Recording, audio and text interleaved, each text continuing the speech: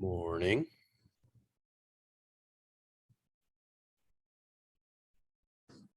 Hey, morning, Barry. It's Mike. I'm on a call right now. I'll Yeah. come back with her shortly. All right.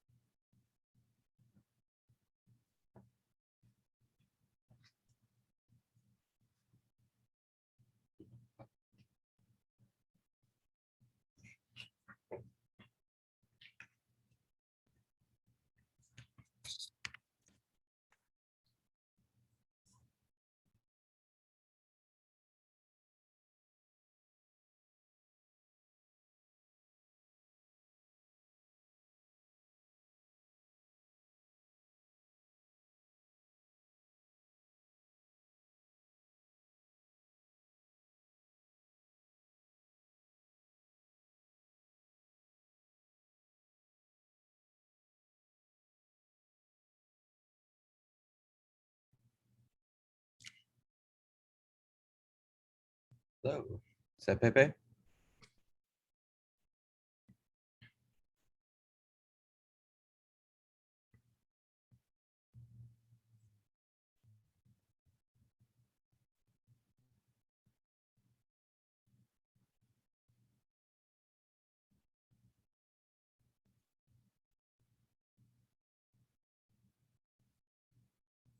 Hi, Pepe. We're nothing going on at the moment, but if you've got anything you want to go through on your end, just let me know.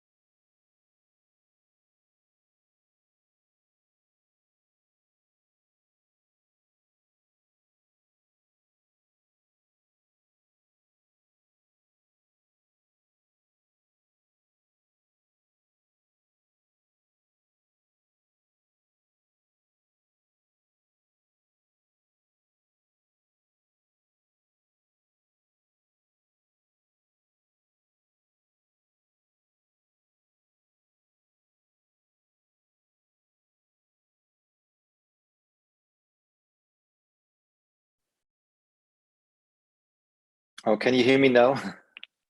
I can hear you now. Okay, thanks. Yeah. Sorry.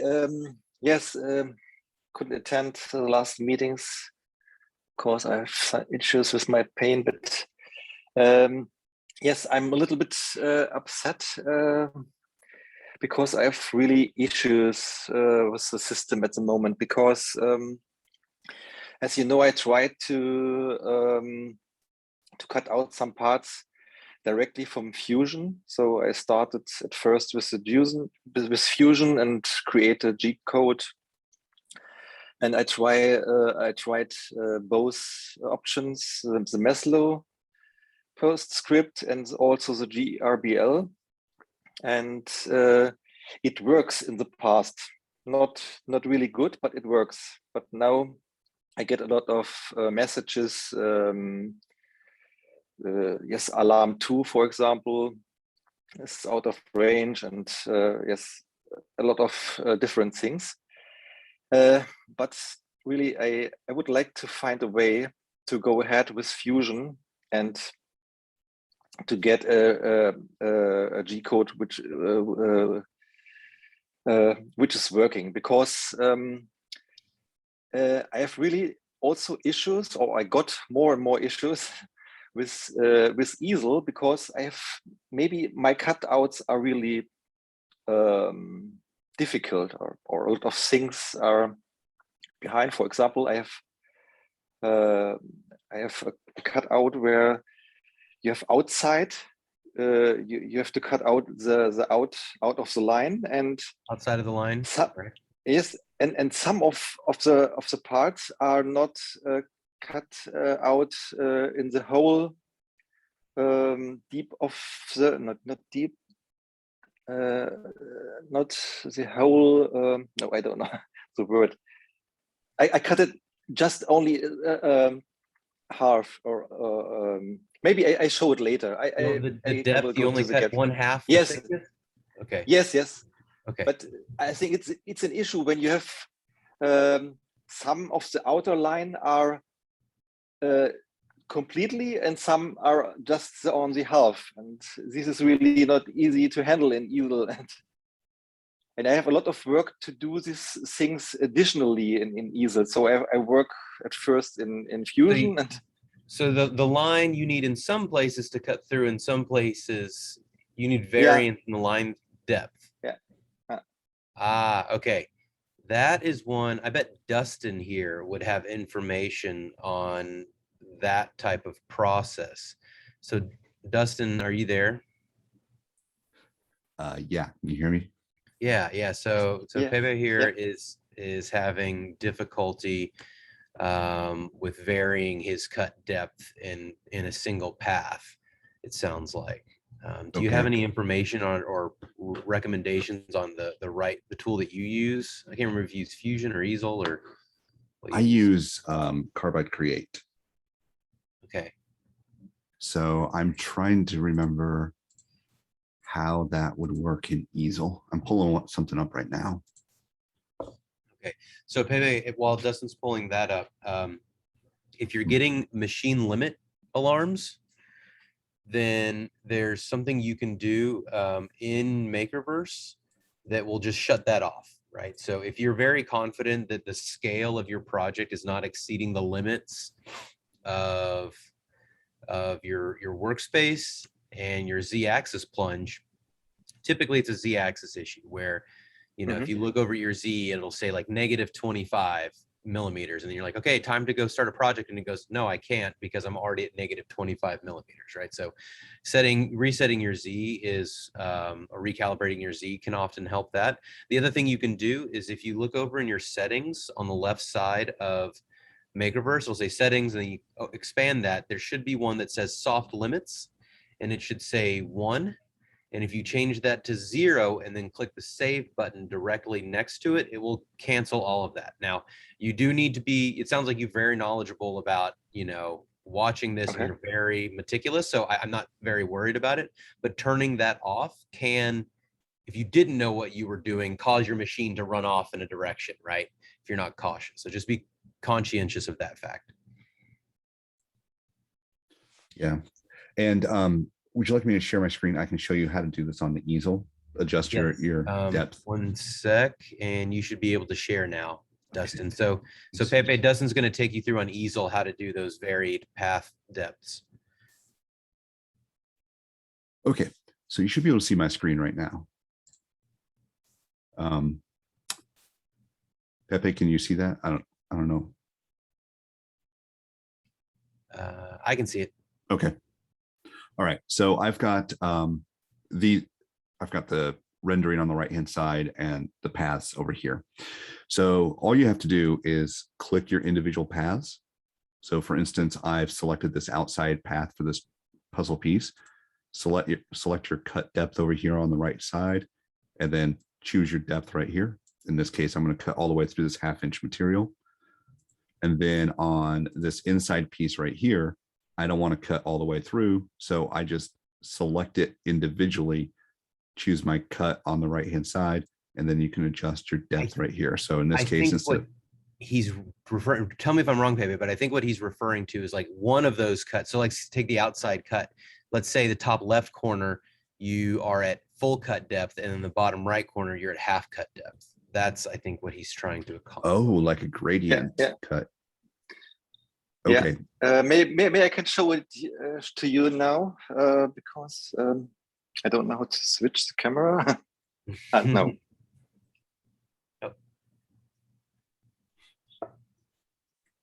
Can you see the board now or not? I saw you. It was just switched to your machine. Try it again. Press that button again. It went for a minute. No. There There it we is. go. Now I can see it. So you see here, this is the cutout, and the issue is here in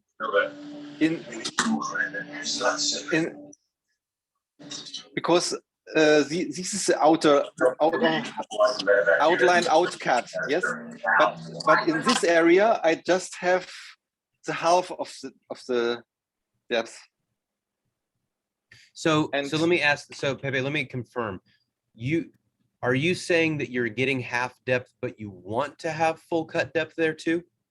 No, I want to have the half, but only in this area here. Yeah. So just a second.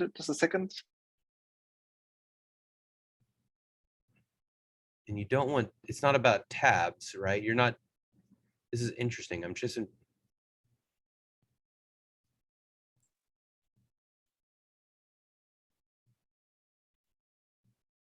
So maybe now you can see it better. Yeah, I can see it. And I would like to have it like that, but it was really difficult to create because I have to modify the file in easel, and I have to put some squares here and to just cut it on the half, and then yes, and it's a lot of additional work what I have to do in easel. And Yeah. Were So you- Dustin, what he's talking about, this is what I was thinking. So Dustin, what he's talking about is like for your loom project, how you've got like the raised sprocket, but then you've got the recessed tongue coming out under that. Okay. Like, yeah. how did you build that type of file? I think it sounds like, so Pepe, I will say from my experience, how you did it is how I would do it, but I'm not very knowledgeable in this. Dustin is more knowledgeable. And I would agree. I mean, it's kind of what you were saying right there. You would need to have a separate shape just for that to be able to cut it at a different depth. Are you building everything that you're doing inside of easel, or are you using a different program to design and then import into easel? yes, I use Fusion normally, and the idea is to use Fusion or to create a G code also from Fusion, but this does not work really.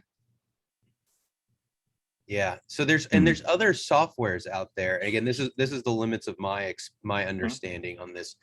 I'm not sure who would be the right one, but there's, CAM software, typically in my mind, I separate CAM and CAD software by 2D and 3D. And so this is getting into those 3-dimensional renderings.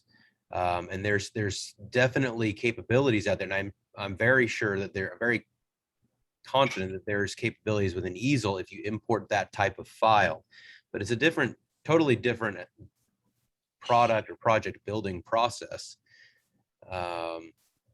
So I'm trying to think who would be the right person for that.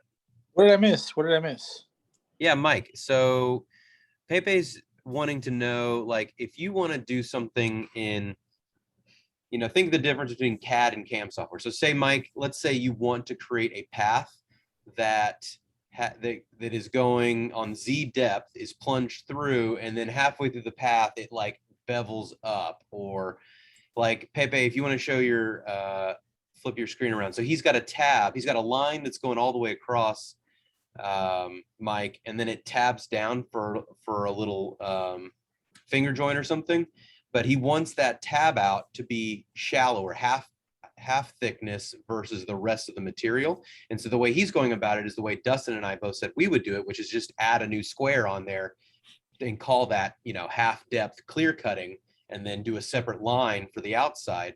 But we didn't know if you had any experience in like more CAD style rendering in full 3D of singular line segments and things like that. That what y'all explained, that's perfect. That you can do that with easel and different ones, or you can get Aspire, which does 3D rendering. You do a lot of 3D, and you can do that with 3D with Aspire. But of course, Aspire, you're looking about $2,000 just for the software. So I know you can do that with Aspire itself.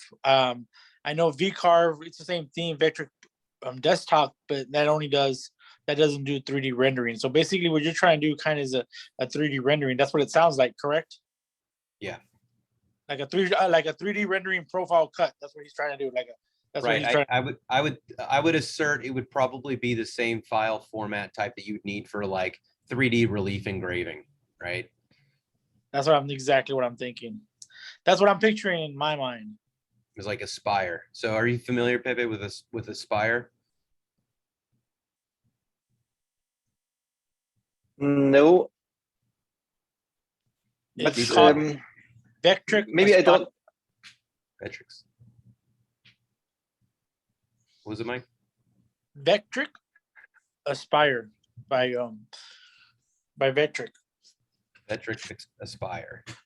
Aspire. ASPIRE. Okay. Mhm. And you're looking about $1,900 American dollars. I don't know what it would be in Oh. your country. Euros. 1,700 euros. But that's if I have the software. I got the software because I have another 3D machine that does 3D reliefs. That's the Mhm. reason I. Yeah. Gotcha. So you use it already, Mike. Yeah, that's my go. Okay, but sorry. What's up, Pepe? Also, Patrick, another one is the same one is the same thing like Aspire, but it's a grade down, I guess you can say. It does everything Aspire does except for the 3D reliefs. You have to buy Aspire to be able to do a 3D carving. I mean, you could still do 3D carving if you brought in the file from like Aspire. You can still do it. Use it in. Yeah. And actually, Vectric Desktop, you can use it, but you cannot create a 3D file, if that makes sense. Yeah. You can modify it, but you cannot create one. Gotcha. Pepe, it looks like your internet connection, Pepe, has been going in and out. Are you getting all that? Yeah. Maybe I don't get it right, or I don't understand it. But just one question again to Fusion, because there's already some post processor existing for Maslow CNC, but it seems that this processor is not for the M2. Is it possible, or are there differences between the M1 and M2? And you're saying that in Fusion that there exists a process for creating these file types. You're saying if that's true, then it's yes, agnostic to the system being used. It's only when the G code process is created that it becomes specific to what your machine. processor are you using? Are you using GRBL? What are you using? No, I'm using the Maslow CNC, and I also use the GRBL, right? In Fusion, out of Fusion, correct? Yeah. Mm-hmm. And that should work. GRBL is what it is. It's Gerbil based. Yeah. So yes, but that's what I used when with MakerMade was Fusion 360. Say that Sorry again, about. I said that's what I first started using when I started using the M2 was Fusion 360. That's how I learned. Okay, gotcha. Yeah. Okay, but the point is that I always get a lot of different issues like alarm 2 or a lot of other codes. So the machine stops always now. Not in the beginning. 8 weeks ago, it's working. Not really fine, but it's working. And I tried to find a way to get better results, but now it doesn't work anymore. Is your soft limits on? You need to take them off if you're comfortable. If you're comfortable with them, you take them off. And also there is one in setting. There's an option in settings. Okay. Let me ask you a question. When it used to work before, you were using easel, correct? It was working really good when you did easel, correct? With few stops, correct? Okay. Go into Makerverse in the settings there. I believe it's somewhere in settings, not in actual Makerverse, but in the actual Patrick, are you in front of the computer right now, in front of Makerverse? Okay. Yes. You know, when you sign up, you can sign up in the tabs to the left. Not actual Yeah. but on, in one of the settings, they should say to overwrite G code errors. You see that? To I think it's extract or execute. You see it, Patrick? I don't have mine. I don't have mine open right now. But No. reopen it. It's in settings, right, Mike? You said.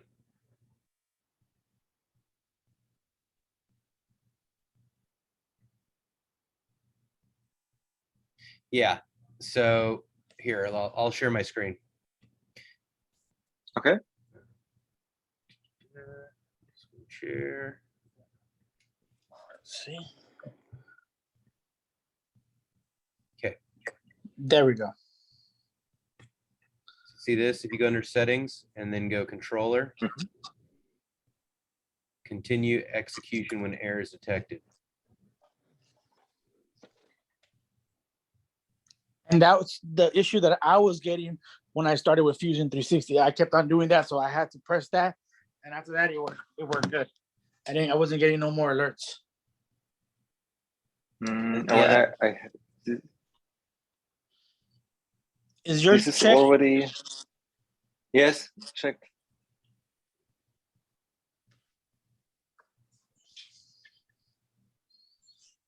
So Pepe, it is checked on yours. Yes. Yes, it is. Okay. Hmm. That's And a whole then, different.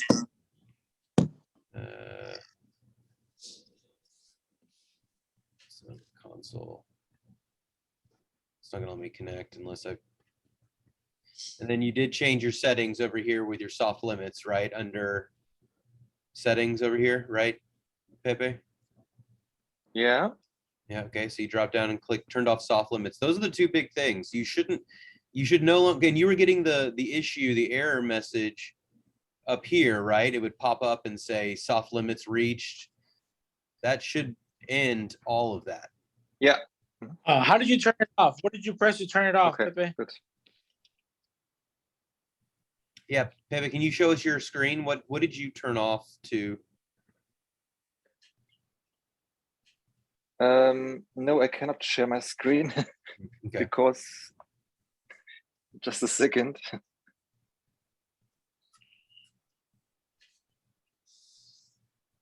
Mike, can you take this for a sec? I got a call that's just come in. I'll be right back. All right, good. So you see it? Oh yeah, I can see it. You see where it says soft limits? Soft limits here. Okay, what's there? What does it have? 1. Okay, you need to put that to a 0. Okay. And then you see the little disk right there to save? Yes, there you go. And now you shouldn't have any of the errors. Open it up and try to run it. You can even run it without the router bit and turn it on. You don't even have to turn on the router. You can just do it like a dry run. That's what I call it, a dry run. Because it would get errors like in the beginning.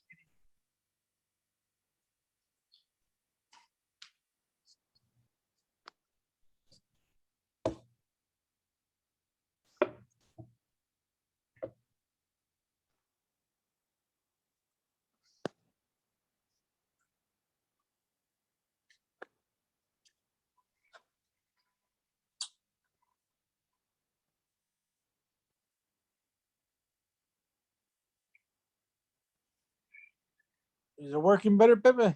Yeah, they were on, Patrick. Oh. Okay, great. I think.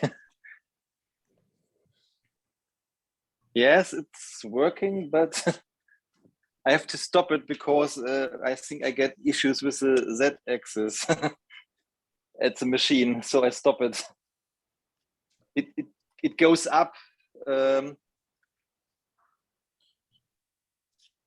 Yeah, you're gonna need to watch it closely right now. Just make sure you got an eye on it. That's all. See what I would do, baby, I would take off the router. I would disconnect the router, take the router off, and just do what I call a dry run. Okay, okay.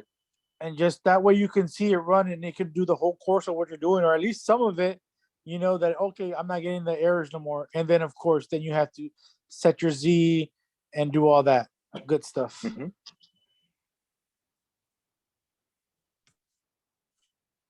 Okay, I will try. Thanks. Of course.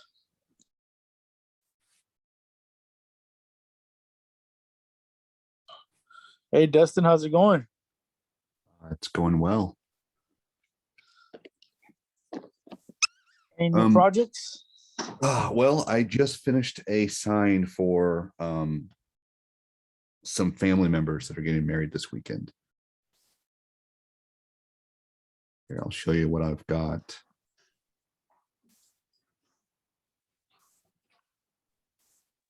Finished this up just last night. Nice. Yeah. So That's really nice. all those teeny tiny little letters I was showing a couple weeks ago. Yeah, that's where they ended up for this. Oh God. Okay, yeah, the one that you took a picture with the nickel or the quarter. With the quarter, yeah. The quarter, yeah, I remember that. So those little letters there for like Andrew they're about just under 2 inches tall, I believe. So Nice. I'll be posting Tabs? this. Did you Oh, do go ahead. tabs? Yes, I did tabs. I tried the double-sided or the super glue and tape method, but I don't know if you can see back there behind the sign, you can see how much space I was having to cut out on the board. And Yeah. I couldn't get the super glue to stick well enough to trust it without tabs. So I put tabs on every one of those letters, had to cut them out individually and then sand down the tabs and everything. Yeah. I'm working actually. I'm doing a vacuum. I'm gonna do a vacuum table on the M2. So I don't know if you know what that is, right? I'm sure you do, Yep. right? A vacuum table. Yeah, that's a large space to have a pull down. Oh, it'll be fine. Okay. I think it'll be fine. I mean, just trial and error, you know, because I seen them on 4x8 ones and 5x7 ones. I was like, man, I love it, you know. So I want to make one for the M2. That's my next project. I just bought a dust collector this past weekend. Okay. Yeah, that would be awesome to be able to have that. I've been thinking of routing out holes in my wasteboard that you can see back here, and then put pegs into it and then use those locking levers. I don't know if you've seen them, that you kind of wedge. Yeah, wedge I have things them. I against. have. If you're talking about these, I have. Excuse the mess, though. Let me see. 1 second.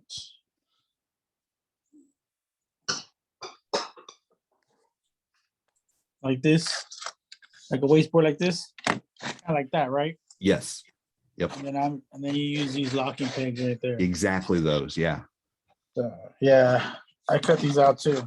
So that's what I wanted to do with the M2, but that's a lot of hose. This itself was almost 150 holes, and this is just a 32 by 32. Just imagine. Oh my God, it took me a long time to do this. I was like, there's no way.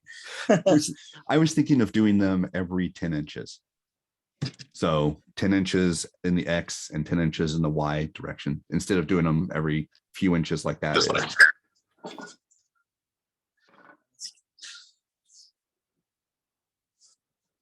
So that's my next project after I fix this bandsaw that I got.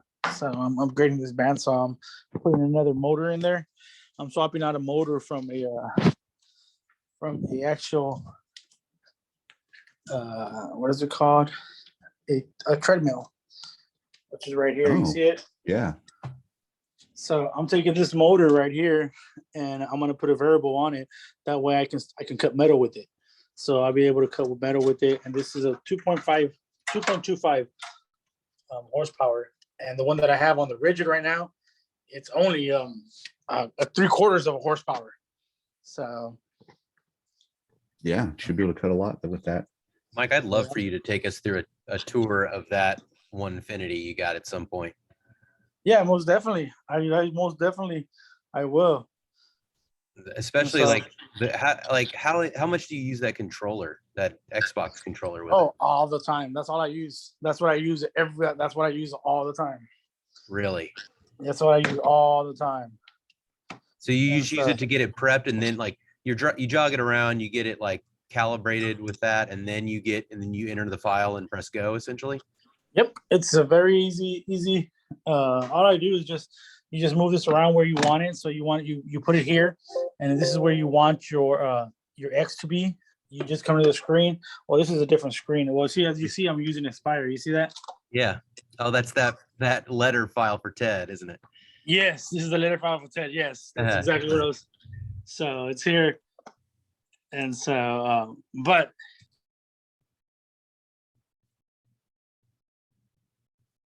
Oh, you muted. sorry about that. It's a web-based. Excuse the mess, guys.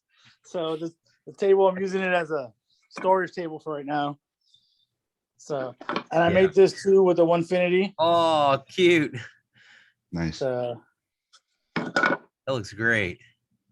So That's let me ask you about the Onefinity, because this is one thing I want on the M2, if it's possible, is do you have the ability to pause a project, move your router around to maybe like change a bit or something like that, and then hit play and it goes back and it continues cutting? no, but you can. Depends on of course your post processor. Like what I use is an Aspire. Hold on, my dogs are ringing the doorbell. Give me 1 second, guys. They ring the doorbell. They're some very smart dogs. Come on, guys. Did you all hear the doorbell? Yeah. I taught them how to ring the doorbell. It's right, it's right there. You see that bell right there? Nice. And there he goes. So very smart dogs, let me tell you. Yeah. Come on. Cash.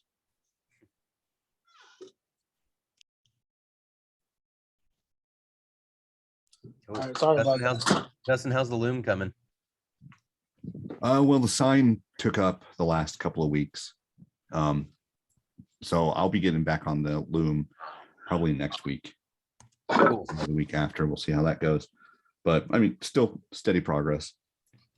Cool. Yeah, I learned the hard way. Don't cut those letters out with plywood. When you go to, I Yeah. spent a lot of time sanding them down, making them all smooth, and then when I painted them, a couple of the layers on the sides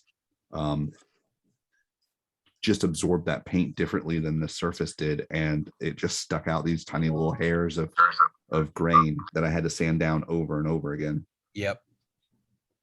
Yeah. So- it's such a pain for Yeah. sure. MDF moving forward on letters. All MDF all day. Yeah, exactly. And do you ever raise the grain at all? Do I what? Raise the grain? Well, I did that on the surface, but I didn't realize it was going to do it on the sides, on the different layers. Gotcha. Because I mean, whenever you raise a grain, it helps. It helps. It's not. Yes. Don't get me. It's not the answer, but it really helps when you do that. Yeah, I sprayed some water on the surface and sanded all of it down. It's got it looking really nice. I didn't realize I needed to spray the sides. Sweet. So Yeah, lesson I'm learned. figure out. I've got these, conference tables here in the office that I've been making, and I keep getting those fuzzy. So I'm trying to figure out the best way to do it, other than just taking a little Dremel to every little groove and cleaning them out that way.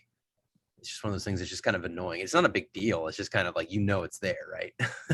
Yeah. More than anything else. Yep. Want it to be perfect. Cool. You all going to join the live event tomorrow? I don't know if you all have time, but we're going to be releasing the camera, all the full camera info tomorrow. Should be fun. When do they start shipping them? I think so the official word is by December, and definitely way before the holidays. But the unofficial, what I'm trying to get to is they should start shipping out in less than a month. Like, so whoever ordered first would obviously get the first one, but they should start shipping out by the 15th of next month. We're supposed to have all the components in a week. So, and we start assembling in here, which is pretty cool. Made in America, Awesome. baby. Yeah. Can't wait. Sounds good.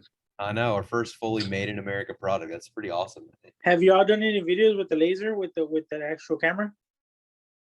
No, not yet. So one thing we had to do is confirm we weren't gonna I was worried we were gonna like scorch the lens or something with it, but talk to JTech, it's not an issue. So I'm really interested to see what it looks like with the laser.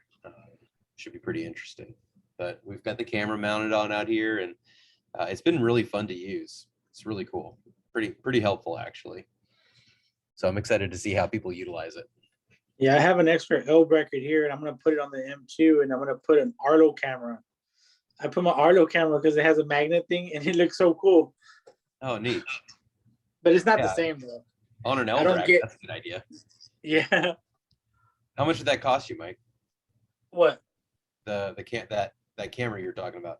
It's just an Arlo camera.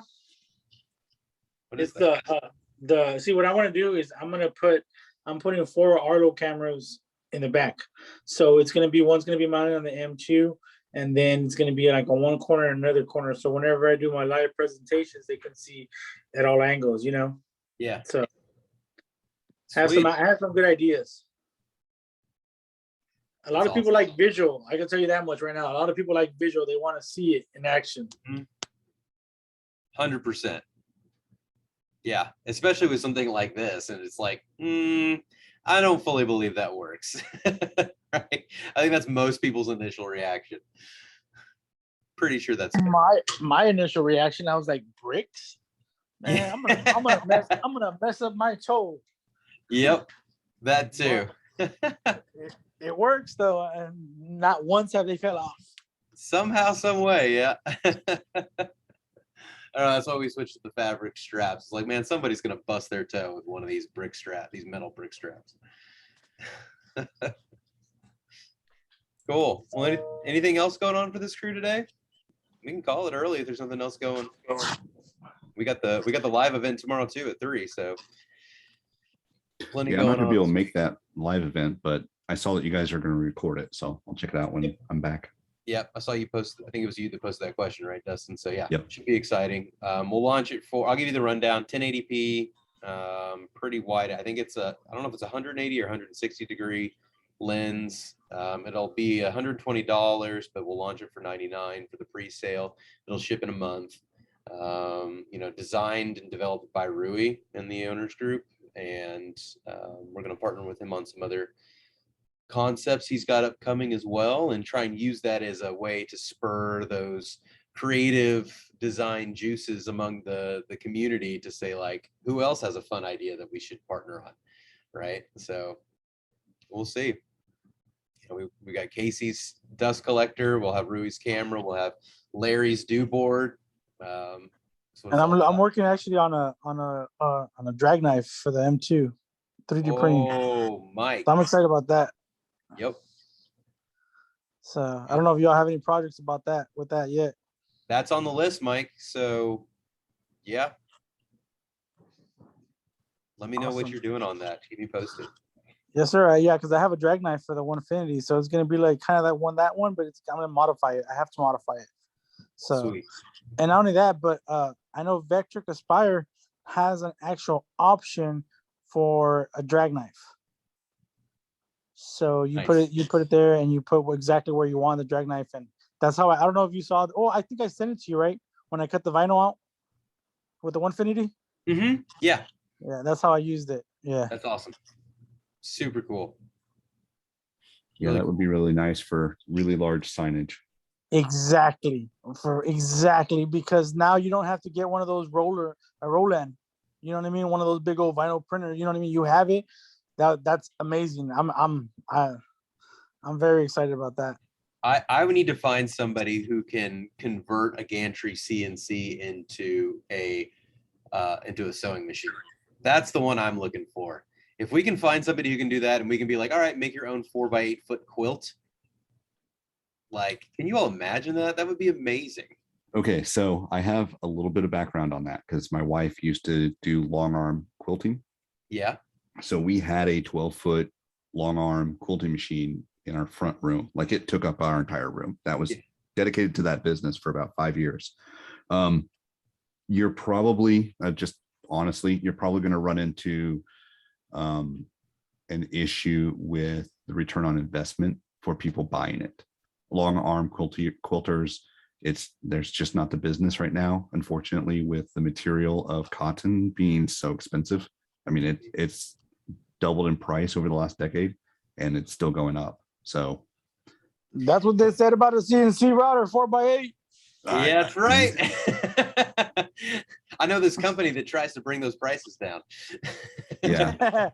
The other thing is thinking you definitely would need you would need larger than 8 feet. Okay. Because we need to tile it. What's on the other axis though? So I guess my question there, Dustin, is like, which axis could we use to tile? Well, what is the size of a king size bed? Much larger than that. Yeah, that's the size you would have to go for. So, okay, good to know. Good to know. Got some options there. 80 by 76 inches is what it says for a king size mattress. So what is it? 80 by 76. But think a quilt's probably going to need to be at least 10 inches bigger than that to go over the sides. So I guess as long as one of the two axes can fit one of the two quilt axes, then we can tile in the opposite direction is the way I'm thinking about it. And this is messy. I just need to think theoretically. Like, so if we launch this new version of this machine, if we launch a new machine sometime next year or in the future, one of the capacities I wanted to have is just swap out any type of module you want: a sewing module, a drag knife module, a laser module, a pen tool module, right? Anything that anybody can create, you just attach it to this, and a la Mike's video game controller, you've just got a button that is the trigger for whatever, right? Or it is the G code in some other format. But yeah, that's just that's super far out there probably. But I was just I'm not the guy to build it at all, but Inkjet Printhead. Ooh. To allow you to print your design out, and then you would be able to laser cut or cut it out. That's interesting. All you do is change the print heads or the head of it, and you've got the different tool. See, that's the kind of stuff where this next version that I'm working on, it won't be ready for a while, but that's the plan, is that it is just totally agnostic to whatever creative process you're looking to accomplish, starting with a flat surface and then work your way out from there, right? Fully engraved or ink jetted or laser engraved or milled out entirely, whatever it is. Also 3D printing head, right? Imagine being able to do topographic maps and then come back to it and overlay 3D printed little houses and stuff on it too. Things like all kinds of different things that you could do with it. Do you think a 3D printer would have issues with the 15-degree angle? No, they actually don't. So we've run that test for that exact reason. You can print upside down if you want. You could flip a 3D printer upside down and still keep printing. I have seen one of those. Yeah. In fact, I saw one recently that said it uses Are you serious? support. So I could put mine, like one of my M2s upside down. If I bolt it down, I could do it. I could print like that. No, your 300X. Yes. 300X. You could hang it from the ceiling and it would be fine upside down. Dude, that'd be awesome. That'd be an awesome. What were you saying? Oh, I've seen the upside down, but I was just curious if like somewhat horizontal causes more problem than right side up or upside down. Yeah, because it creates leverage, right? Yeah. Yeah, so potentially. But one thing, so this digs into another opinion I have about 3D printing, which is that only 2 of the 3 axes need to be as massive as they currently are. Like for most 3D printing projects that in the future, if we're going to turn 3D printing into something that's really truly useful and not just for kicks, right? But something that's like, again, you're printing speed squares and you're printing useful Harbor Freight tools and stuff. Generally speaking, you only need a lot of depth in 2 out of 3 axes. And like typically the Z, you're not going to need more than 4 to 6 inches. That's the vision that I personally have for 3D printing in the future. And we could still print things like this. And what else are we printing? You know, like again, like clamps and all kinds of stuff. Typically, useful things don't need to be massive. And if that's the case, then you shrink down that leverable opportunity. But yeah, Right. we do need to test it. But I'm essentially what I'm thinking for our next version of this tool is a wall-mounted, fully horizontal or fully vertical snap maker that's at 4 by 8 feet. But not a misnomer in the name, like truly can snap in and out modules easily. What did you have there, Mike? Oh, I printed out this for the bandsaw. I printed out with the gotcha. printer. Yeah, because this was missing when I bought it. I bought it used, so that was missing. So I printed it out. Nice. Most So it people came just out. do It them came out out of pretty wood. good. Sweet. How do you? It's that rigid one, right? Yeah, it's a rigid one. Yeah, well, I took it apart right now. Oh, you took it apart. Nice. Just Yeah, cleaning so it up. yeah, I'm cleaning it up, and I'm probably gonna replace this band right here, and then I'm gonna put a riser. I don't know if you know what a riser block is. Just get you So more height. Yes, I'm gonna get 6 more inches, so that way I'm gonna start milling my own wood. That's the main thing is I want to mill my own thing. Watch So, those fingers. Yeah, I know. Hey, even though I still have 9 left. Just like everybody else, right? Cool, guys. Yeah. Dustin, anything else going on in your end? No, I just finished that sign. I'll be going back to that loom now. Get that Sweet. finished. The sign is beautiful. Thank you. I'll be Hey. posting that on the group after this weekend once the gift actually gets given out, you know, so they're able to see it. Sweet. Awesome. Can't wait to see it. I'm sure the community is going to love that. Pepe, how do you feel confidence-wise after the info we gave you? You feel like you've got to go forward? Yeah, yes, plan? thanks for the hint. In the meanwhile, I did a dry run, and it seems that it's working now. And Yeah. yes, let me check. I will do some cutouts later on, and Okay. yes, I will come back with the feedback next week. Great. I just want to show you why it's so important for me Sure. that the cuts, the cutouts, what I have to do are really exactly. Yes, I will show you. Precise. Yes, because you see here now I have put it out, and what you can see here in it's not exactly, you see, because you cannot do it really exactly in easel. As I told you, I put a square in easel with a half depth, and yes, it's okay for the first, but it's not really, because this is one of the middle plate of my cooking station. I will show you here. This is the prototype, so I do it by hand, and I will do it, of course, then with the Maslow. You can open it here and can put it this like a table. You have a cooker here, and a second one, above. It's That's awesome. sorry, down. It's here, and yes, I try to find a way to get. Oh, no. Wow. Now you see here first cutouts from with MDF. I will do it later on with plywood, but now first with MDF to check the dimensions and so on. Couple, I had here some issue. Yes, you remember. Uh-huh.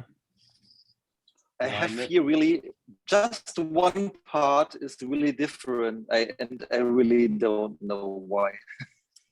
It's only one part, and it's so. Of course, it doesn't fit. This one fits, but the other one does not fit. And it's yes, I have to find out where is the issue. Yeah. Are you using, and do you have room for a 12-foot or the 15-foot chains, the 12-foot top beam? Do you know? Sorry. So are you using the standard frame, or are you using a larger frame? You're on standard. No, a standard, and yes, and between here and the top, I have 460 millimeters. Okay.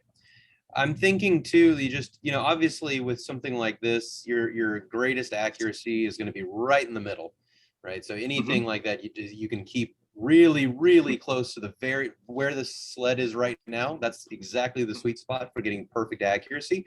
But the other thing you could do is, if you had the interest and the time, you could do a longer top beam with longer chains and then raise it up even higher. And that's going to give you even more accuracy around the outside of the frame. Otherwise, just keep it real close. First, I think I have to find a new location. Yeah, that was my next question. It's a little bit small in the garage. Yeah. Yeah, some people, it looks like you maybe just don't have room for it. So maybe just keeping it really, really close to the middle. So one thing I might recommend, Pepe, is like when you're getting these sheets, you might just, depending on how dialed in you can get it, and you can get it dialed in enough. But the easiest solution may be to cut your sheets into fourths and then put them right in the middle instead. Okay. At least for an intermediate solution, right? While you're, then you can kind of both get it more dialed in calibration wise and work on the project in parallel. Just an option. Okay.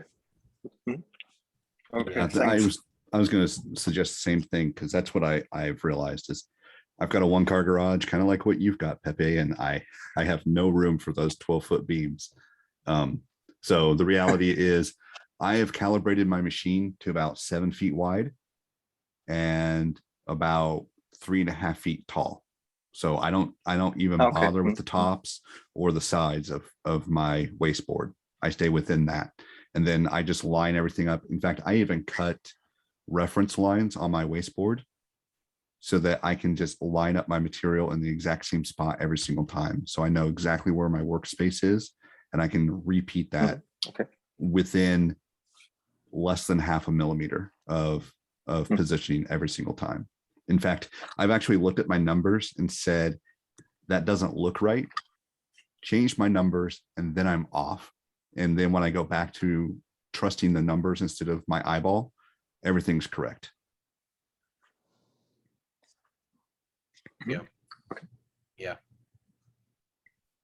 Awesome. Dustin, are you in front of your machine that we could take a look at your setup? No, I'm sorry, I am not. Oh, that's all good.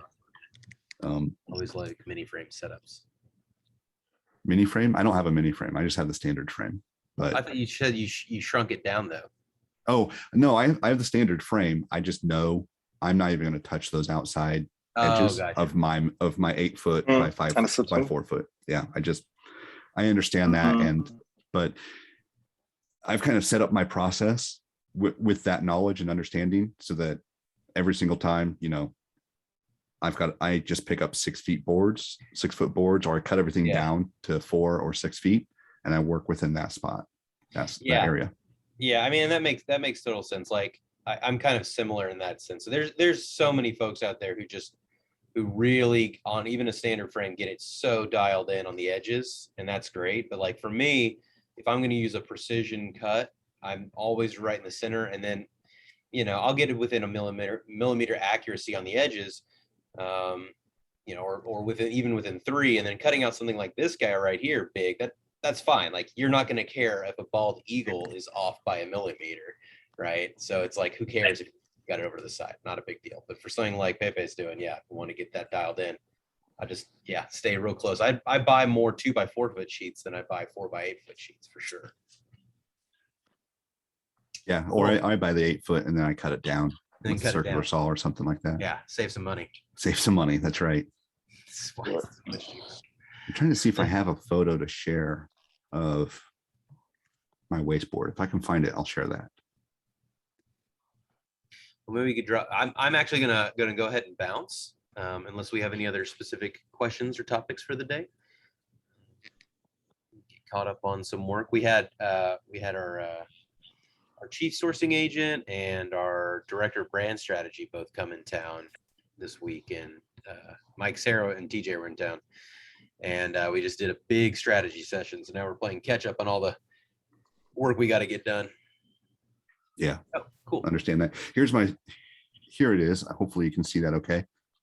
You see, I cut these these vertical and horizontal lines every 2 inches. And then I know exactly where I'm at on my machine every single time. And I just line them up to these boards. And then I just screw in the material and I just start cutting. That's awesome. As you can see, I made my mistake early, let my bit slip out over here on the side. Live and learn. Yep. 100%. But yeah, everything's always consistent. I'm always cutting in the same spot because I'm cutting hardwood. It's always, 4 inches or 6 inches or 8 inches wide. So I know exactly where I am every time. That's great. Awesome. All right, guys. Well, I'm gonna bounce too. Yep. Me too. All right. Thanks, everybody. Have a wonderful day. See y'all tomorrow. Thank you. Then catch you next week. Later. Yeah. Thanks, All right, Pepe. guys. Bye. Thanks. Bye.